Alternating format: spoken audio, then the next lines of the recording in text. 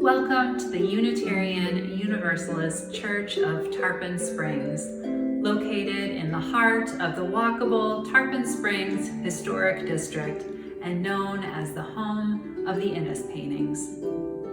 We are a liberal community for all ages, promoting spiritual growth, social justice, and the arts.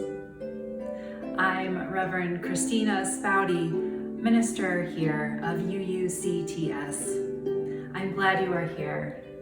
I hope that you find meaning in today's service.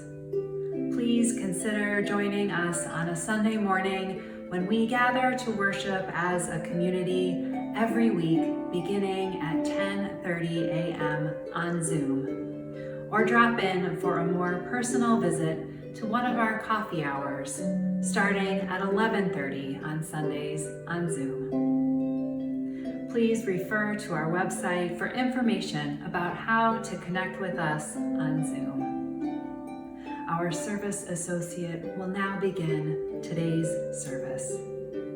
Let us enter this sacred time with open minds and open hearts.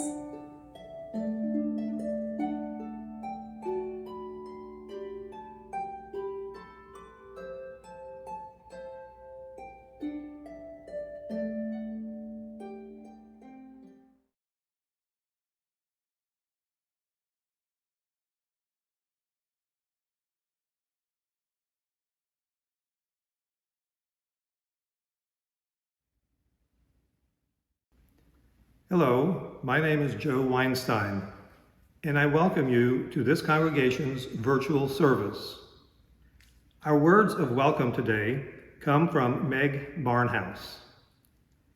We gather to worship, our hearts alive with hope that here we will be truly seen, that here we will be welcomed into the garden of this community, where the simple and the elegant, the fluted and the frilled, the shy and the dramatic complement one another and are treasured.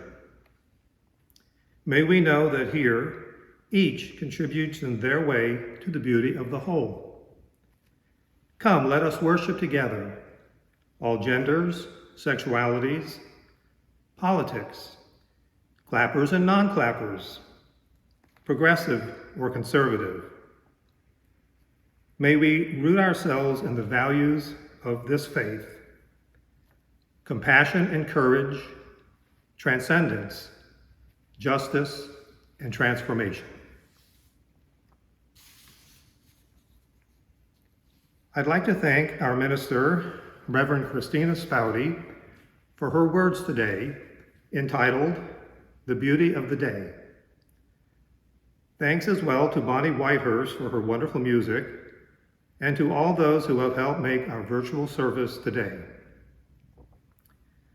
Please note that we will be displaying lovely pictures of flowers throughout the service, ending with a special collection of floral artwork provided by artist Bill Luxinger. We will now begin with our chalice lighting words. They are by Kimberly Ann Tomzik Carlson. Recognizing the beauty around us and within us, in voice and in spirit, we gather to light our chalice. May we savor the beauty of our abundance and diversity, always cherishing one another and our earth. May we remember to inhale the lushness in life, knowing that we are a people of beauty. For the beauty of the earth, sing, oh, sing today. Of the sky and of our birth, sing, oh, sing always. Nature human and divine,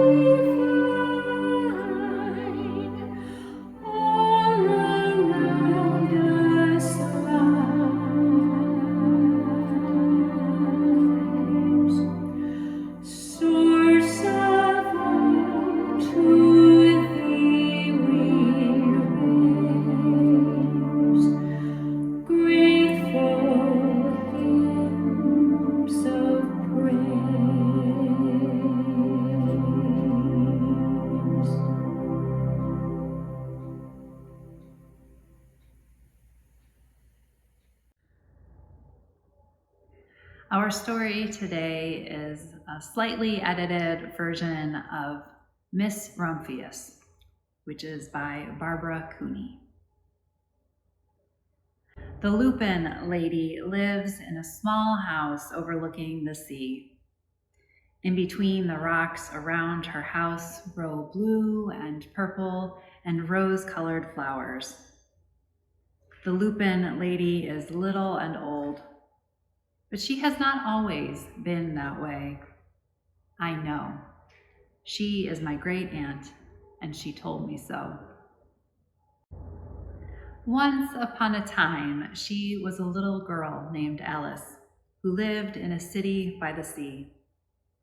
Many years before, her grandfather had come to America on a large sailing ship. Now he worked in the shop at the bottom of the house, making figureheads for the prows of ships. And he painted sailing ships and places across the sea. When he was busy, Alice helped him put in the skies. In the evening, Alice sat on her grandfather's knee and listened to his stories of faraway places. When he finished, Alice would say, "When I grow up, I too will go to faraway places. And when I grow old, I too will live by the sea." "That is all very well, little Alice," said her grandfather. "But there is a third thing you must do. You must find a way to make the world more beautiful." "All right," said Alice. But she had no idea what that could be. Pretty soon, she was grown up. Then my great aunt Alice set out to do the 3 things she had told her grandfather she was going to do. She left home and went to live in another city far from the sea and the salt air. There, she worked in a library, dusting books and keeping them from getting mixed up, and helping people find the ones they wanted. Some of those books told her about faraway places. People called her Miss Rumphius now. Sometimes she went to the conservatory in the middle of the park. When she stepped inside on a wintry day, the warm, moist air wrapped itself around her, and the sweet smell of jasmine filled her nose. "This is almost like a tropical isle," said Miss Rumphius, "but not quite." So Miss Rumphius went to a real tropical island where people kept cockatoos and monkeys as pets. She walked on long beaches, picking up beautiful shells.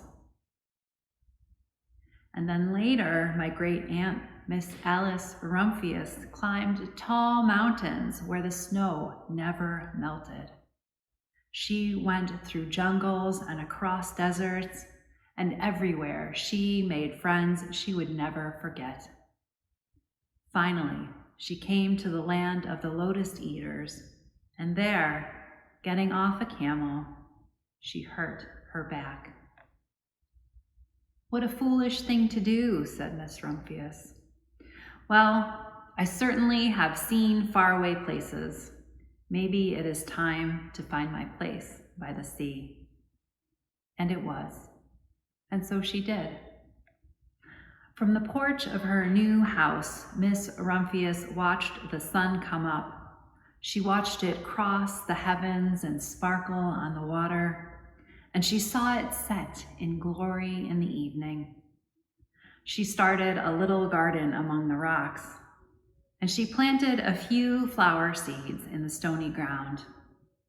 Miss Rumphius was almost perfectly happy. "But there is still one more thing I have to do," she said. "I have to do something to make the world more beautiful." "But what?" "The world is already pretty nice," she thought, looking out over the ocean. The next spring, Miss Rumphius was not very well. Her back was bothering her again, and she had to stay in bed most of the time. The flowers she had planted the summer before had come up and bloomed in spite of the stony ground. She could see them from her bedroom window, blue and purple and rose-colored. "Lupins," said Miss Rumphius. "I have always loved lupins best. I wish I could plant more seeds this summer so I could have still more flowers next year." But she was not able to. After a hard winter, spring came. Miss Rumphius was feeling much better. She could take walks again. One afternoon, she started to go up over the hill where she had not been in a long time.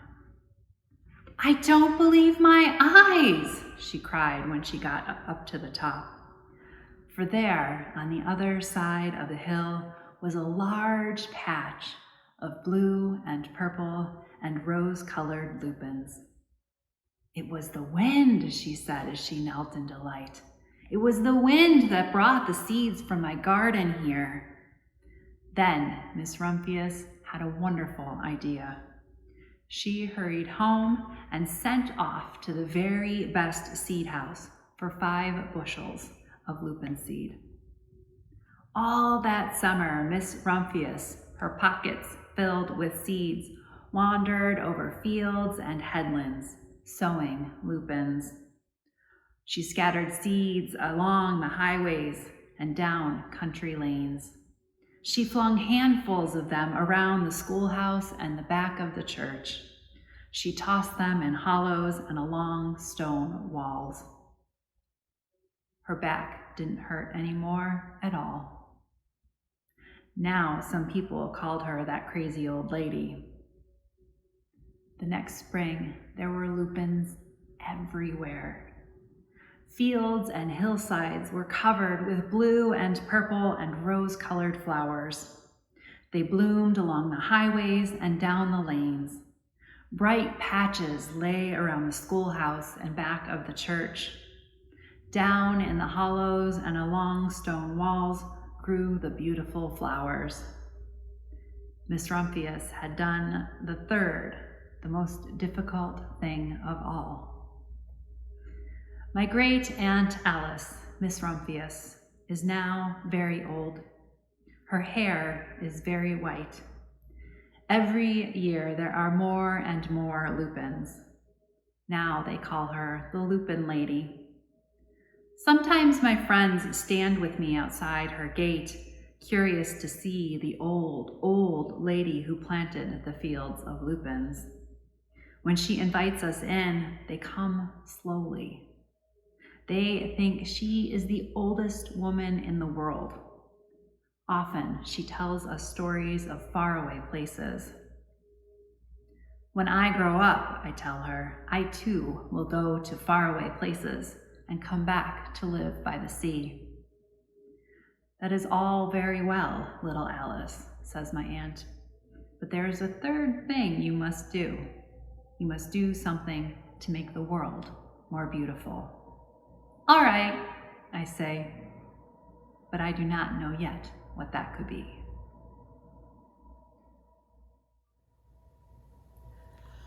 Now I walk in beauty, beauty is before me, beauty is behind me, above and below me. Now I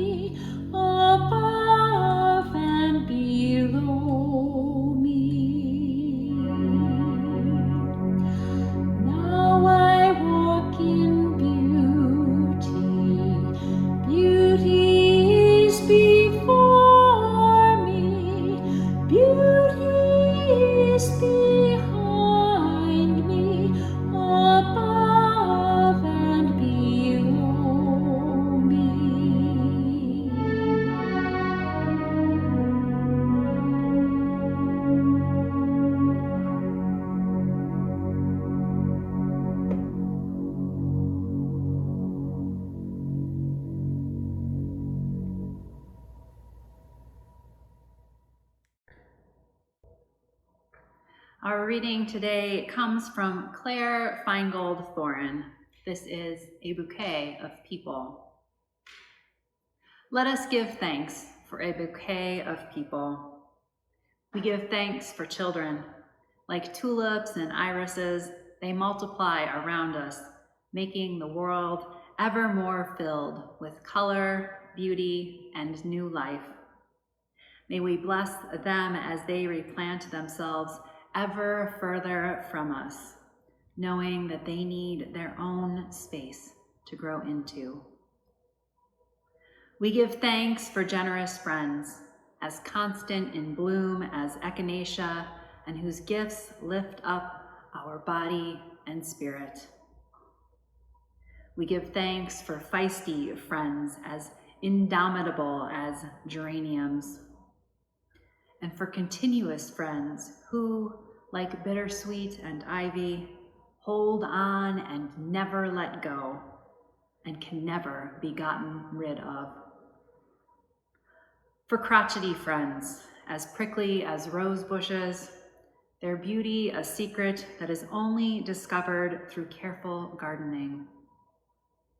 For surprising friends, who at first glance seem dour and then blossom into joy as quickly as for Cynthia. For funny friends, silly as snapdragons, and serious friends, complex as chrysanthemums.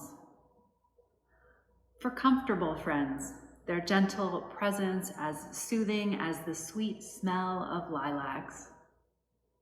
For stormy weather friends who stand by us in hard times, like lily of the valley that cannot be deterred by shade or shadow. For old friends nodding like sunflowers in the evening time.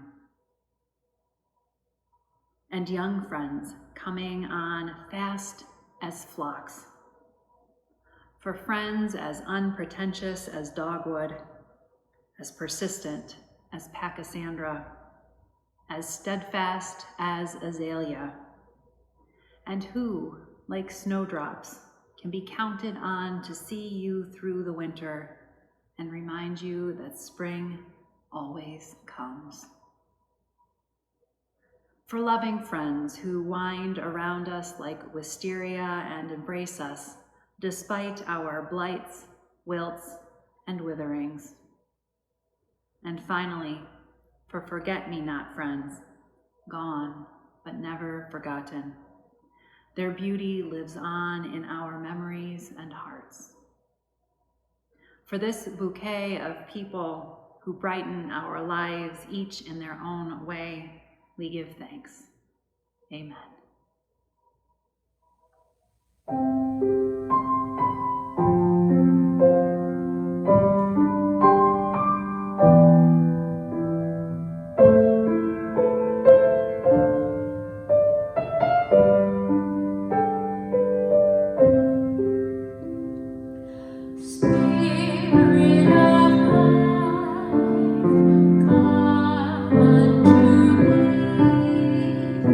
Stay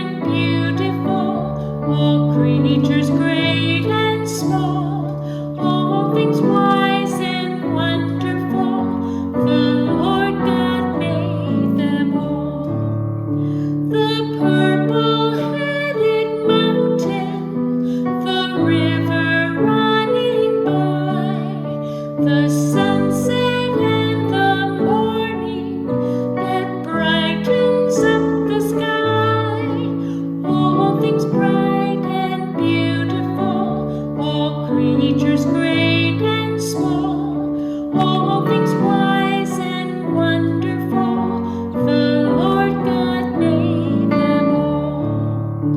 The cold wind in the winter, the pleasant summer sun, the ripe fruits in the garden, God made them every one. All things bright and beautiful, all creatures great and small, all things wise and wonderful, the Lord God made them all. He gave us eyes to see them, and lips that we might tell how great is God Almighty, who has made all things well. All things bright and beautiful, all creatures great and small, all things wise and wonderful, the Lord God made them all.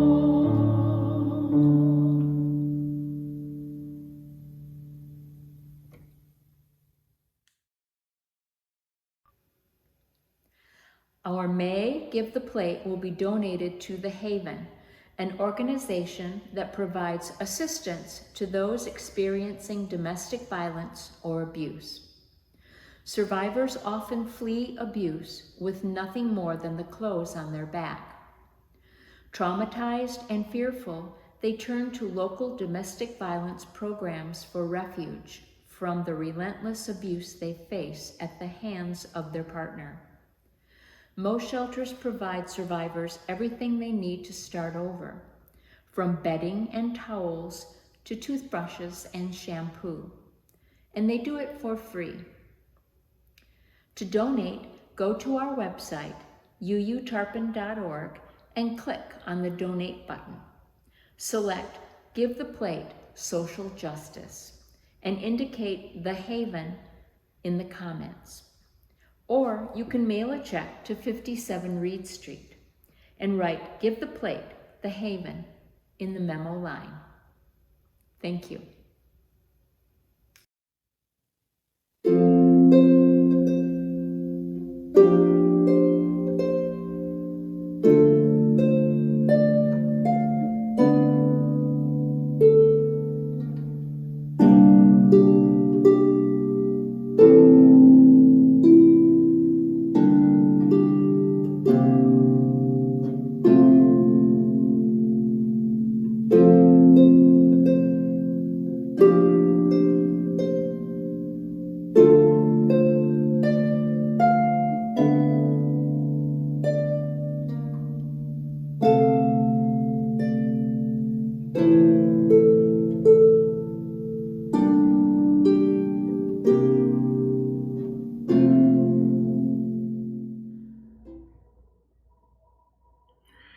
I see this picture of long sprouts, some of them like a foot long, a bundle of them, a dozen or so, reaching up into the world in my Facebook feed. My friend wrote, "I think this onion may have turned." Someone commented in reply, "I admire your green thumb." My friend noted that this seemed to be the only thing she could get to grow. I laughed in recognition. I'm not much of a grower, which you may have figured out in my last service. I don't remember ever having any plants in our house growing up. My mom always seemed to fight with the ones outside. Part of it was a space issue in my youngest years, but we still didn't have them when we moved into a larger home, and we didn't have them in my other home either. Just what was outside, and again, it always seemed like it was more about work than anything else.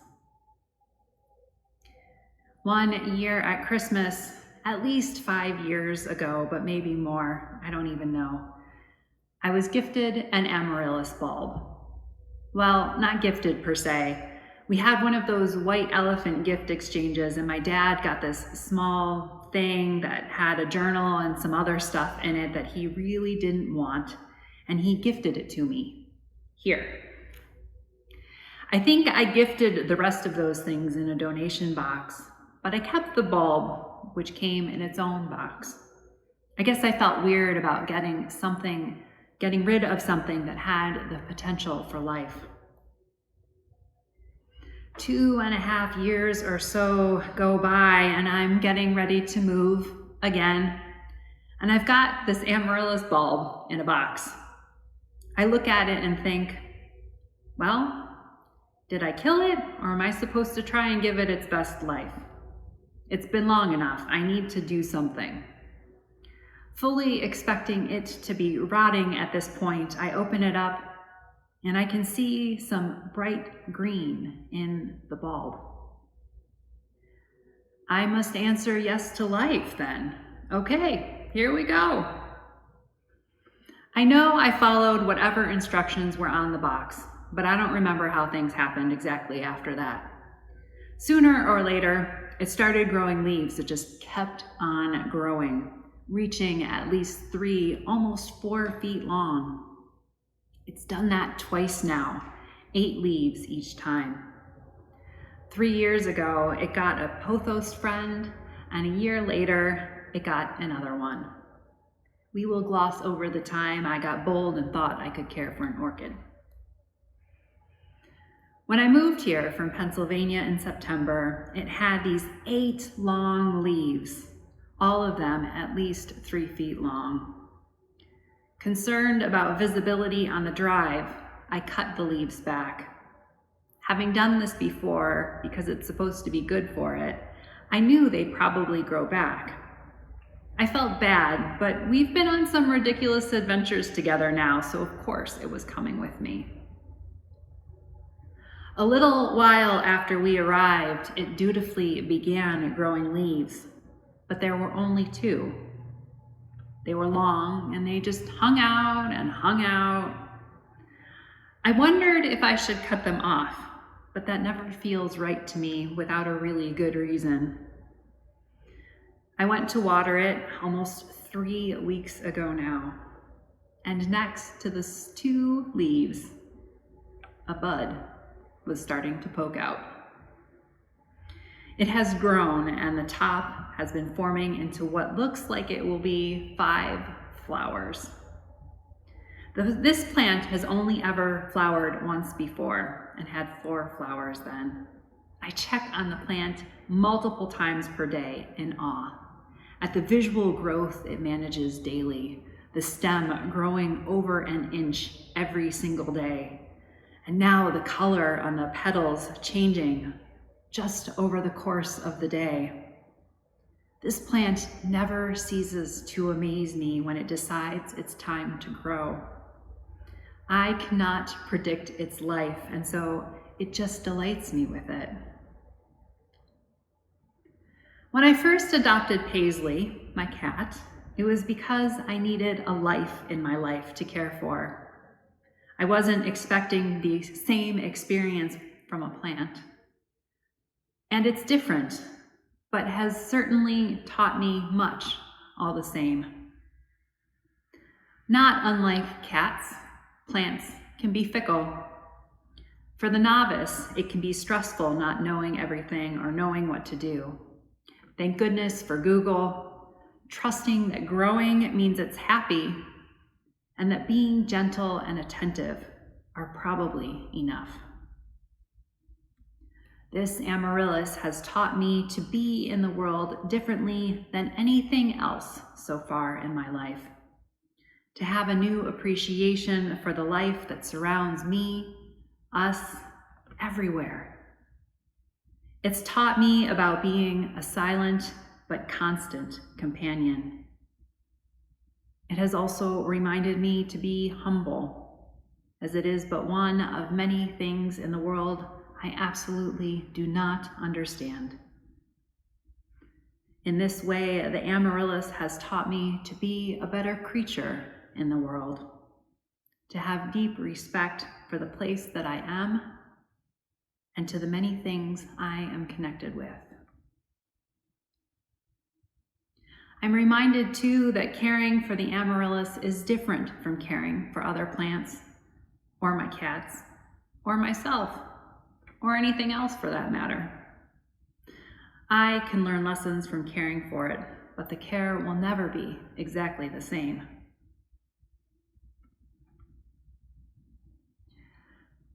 Led by a former Baptist minister turned Unitarian, a Unitarian church was founded in Prague in 1921. Following the Great War, World War I, and calming in Europe, Norbert Čapek, his wife Maya, who was herself ordained as a minister in 1926, and their children returned. And Reverend Dr. Čapek was eager to spread the good word of his new faith. While the people who came to the church were lovely, it was missing something. He had an idea. Each person was asked one Sunday to bring a flower or budding branch with them to the church the following Sunday. The service was about a number of ideas related to flowers, their unique beauty, how they differed from each other in shape, size, color, and kind, and the wonderful image they created when brought together. This was in 1923 when the Čapeks hosted the first flower festival. Reverend Dr. Čapek made comparisons between the flowers and people, reminding them each of their own inherent worth and dignity, their beauty, the power they create and share when together. One blessing he offered: Infinite Spirit of life, we ask thy blessing on these, thy messengers of fellowship and love. May they remind us, amid diversities of knowledge and of gifts, to be one in desire and affection, and devotion to thy holy will. May they also remind us of the value of comradeship, of doing and sharing alike. May we cherish friendship as one of thy most precious gifts. May we not let awareness of another's talents discourage us or sully our relationship. But may we realize that whatever we can do, great or small, the efforts of all of us are needed to do thy work in this world. It became a ritual of togetherness and hope, and one that brought the community closer together to each other in a way they'd never been able to before. The church flourished. In 20 years, it had almost 3,200 members. As things were worsening in Europe in the late 1930s, Reverend Maya came back to the U.S. in 1939 to fundraise for relief efforts at home, and was then unable to return to Czechoslovakia with the outbreak of World War II. She became the minister of the Unitarian Church in New Bedford, Massachusetts, where she served from 1940 to 43 following her speaking tour. During her time here, she shared the Flower Festival with congregations in the U.S., and its simplicity and beauty spread throughout the country. Many of our congregations celebrate this uniquely Unitarian Universalist ritual every year. Reverend Norbert had chosen to remain at home despite invitations to return to the U.S., as he felt called to remain with his people. In 1941, along with one of his daughters, he was arrested by the Gestapo, and his books, sermons, and other writings were confiscated. Reverend Maya didn't find out about any of this until after the war was over.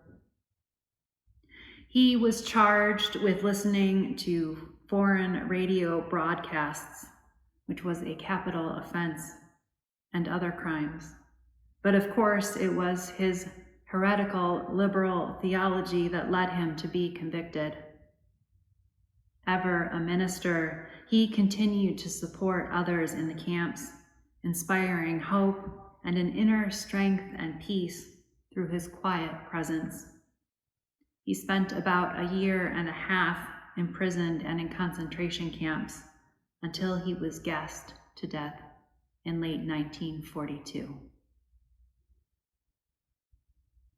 The flower festival can seem a meaningless or even self-serving ritual without this history. American individualism tells us that of course we are unique and wonderful and special. There's no shortage of opportunities for us to get that message. And flowers seem so simple and, well, everywhere. I mean, sure, we're expected to stop and smell the roses. How many cliches are there about flowers? But my time with my amaryllis friend has also taught me to notice all the ways and times I encounter flowers. I remember a memorial service I led in the fall and being aware of how truly breathtaking the flowers were there. Each petal was perfect, opened exactly for maximum beauty, it seemed. I think about how often flowers are used to mark the events of our lives. Graduations, weddings, memorial services, yes, and anniversaries and birthdays. Child dedications, Mother's Day, Valentine's Day, Memorial Day, you're having a bad day, hospital stays or coming home, new homes, new jobs, retirements. The earth may laugh in flowers. We seem to use them often to communicate value, love, and hope. And while I've always had my favorite flowers, the ones that are stunning and I will always love most, I've also come to realize that every flower really is beautiful. And the more we look and see, the more we realize how miraculous they are, like everything else.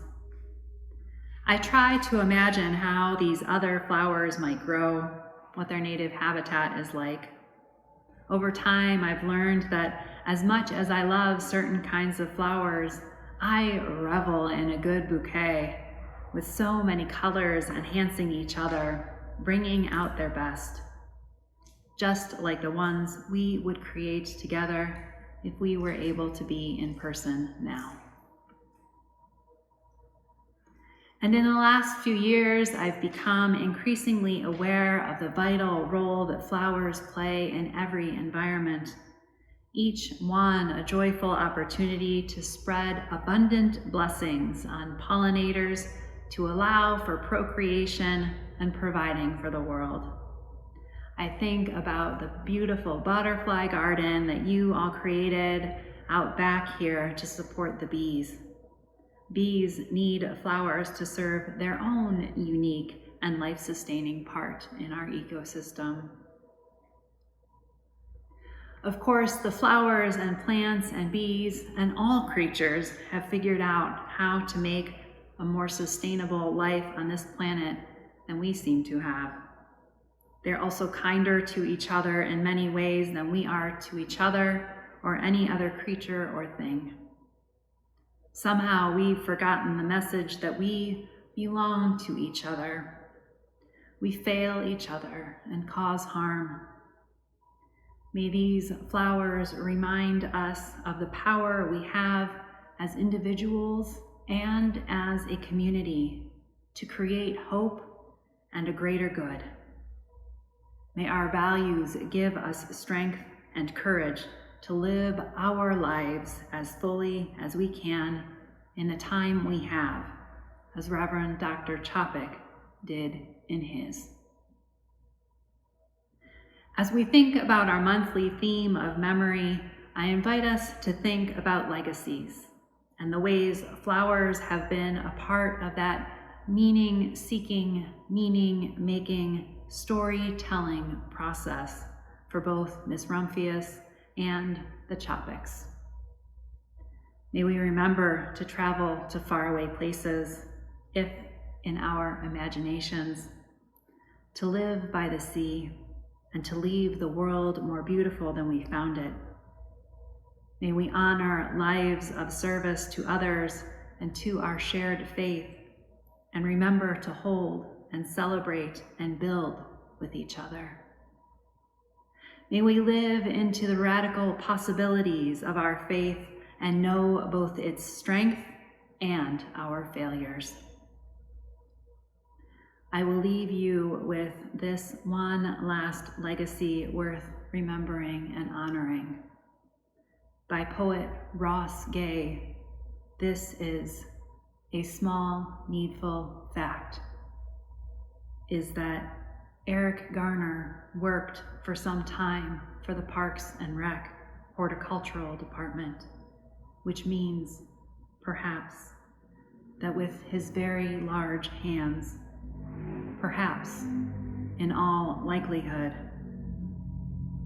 he put gently into the earth some plants which, most likely, some of them, in all likelihood, continue to grow, continue to do what such plants do, like house and feed small and necessary creatures, like being pleasant to touch and smell, like converting sunlight into food, like making it easier for us to breathe.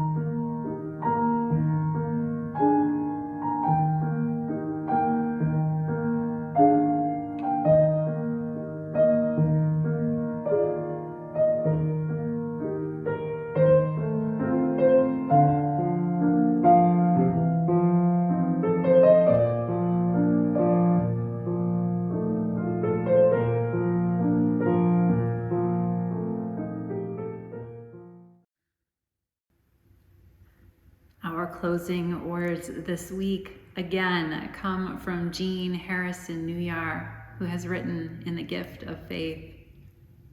In the lore of ancient China, there is a story of a philosopher who was asked, "Where is the road called hope?"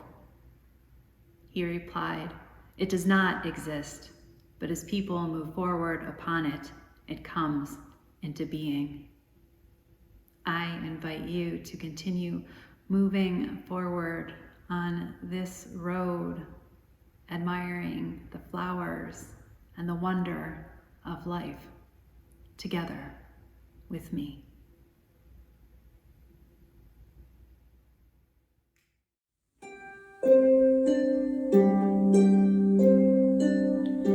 Go now in peace, go now in peace.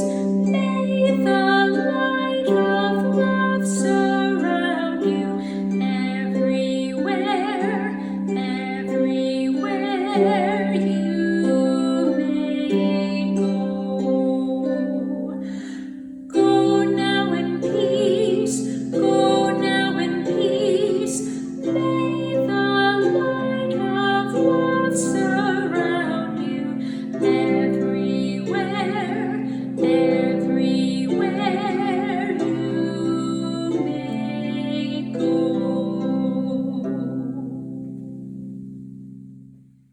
I hope that you found meaning in today's service. Again, I invite you to consider joining us sometime on Sunday morning when we gather for worship as a community. The service starts at 10:30 a.m. on Zoom. You are also welcome to drop into our Zoom room coffee hour any Sunday at 11:30 for friendly conversation. Please refer to our website for more information on how to connect with us on Zoom. If you use the Connect Online button, it will take you directly to any of our activities. We look forward to meeting you.